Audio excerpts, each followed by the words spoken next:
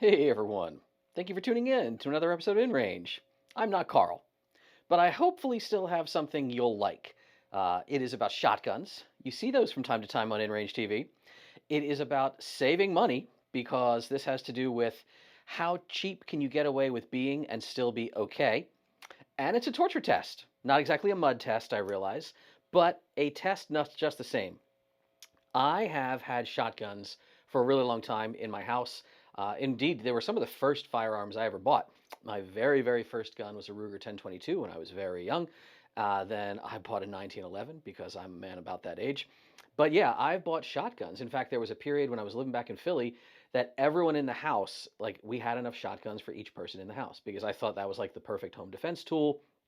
And you could make the argument that depending on where you live, it might be the most optimal thing for you. Indeed, if you live in a state where you can't have a modern rifle, like a proper AR type rifle, how many times on this channel and other channels have we talked about, well, if you can't have an AR, could you use like an M1 Garand or could you use a lever gun? Like all these things that we kind of have to play in these spaces where regulation is different. Have you ever had this situation where you take out a gun you haven't shot in a while and you're just like, oh, Jesus, man, I haven't touched this thing in years. And like, what was I thinking? It's got old accessories on it. My shotgun had like a bandolier style sling with like spare shells on on the sling, which it made it weigh 20 pounds more than it should have.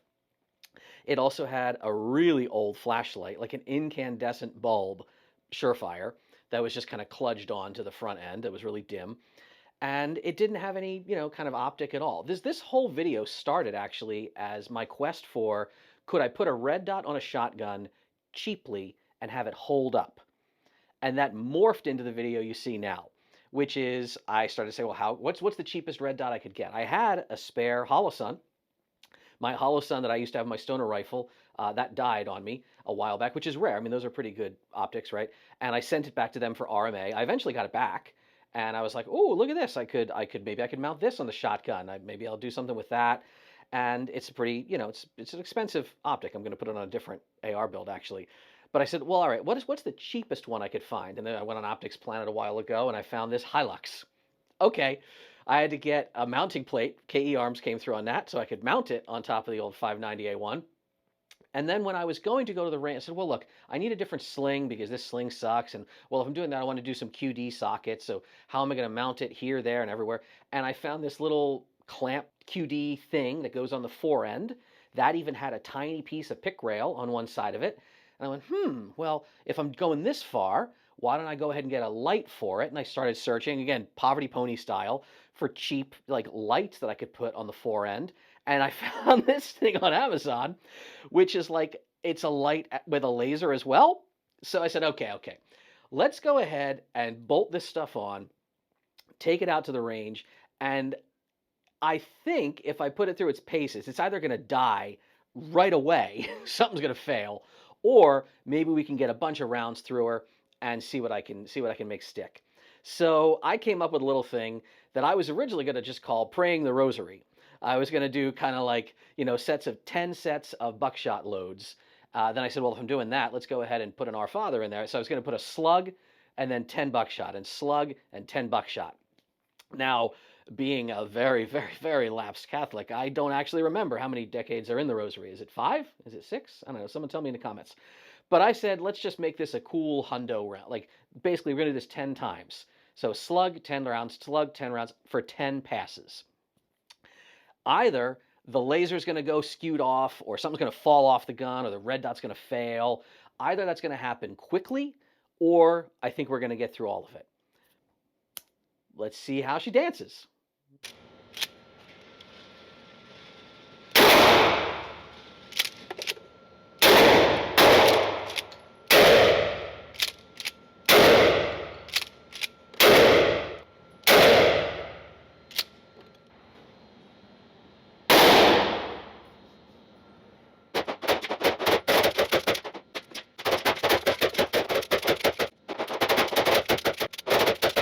We're getting wobbly on the green.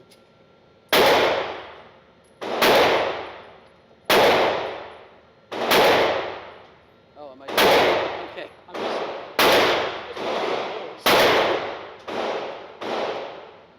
Yeah, all right, that's fine.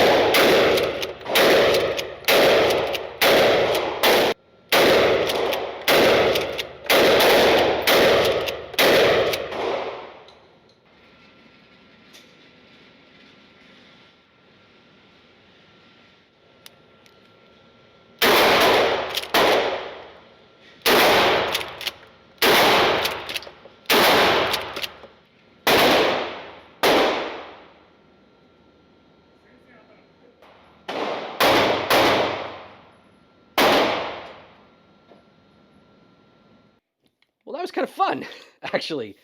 Yeah, this did surprisingly well. The laser, as you may have seen, did not die. That kept working. I didn't use the light, but obviously, like, that's still fine. The red dot didn't shift. Nothing broke. Yeah, I'm pretty satisfied with that. You might have seen there was one brief period where I thought the laser was going on me. I was bringing it up to shoot again, and oh man, it's getting flickery and shitty. It's fine. That was after what, like 30 rounds of this? No, it was actually just the laser beam was hitting all over the paper where I had punched a billion holes in it, so I just wasn't getting a reflection. So yeah, everything stayed together. Even it was neat seeing the red dot and the laser. I had them regulated out at about, I did it at like 40 feet or something like that. But any distance I was playing with, these are tight enough together that they stayed pretty on and true and co-witnessed with each other at any distances I could engage. I was able to put slugs definitely in a man-sized target with very little like stability. I just kind of threw the gun up and fired, threw the gun up and fired a couple times at the end there. Yeah, I'm pretty satisfied with this, honestly.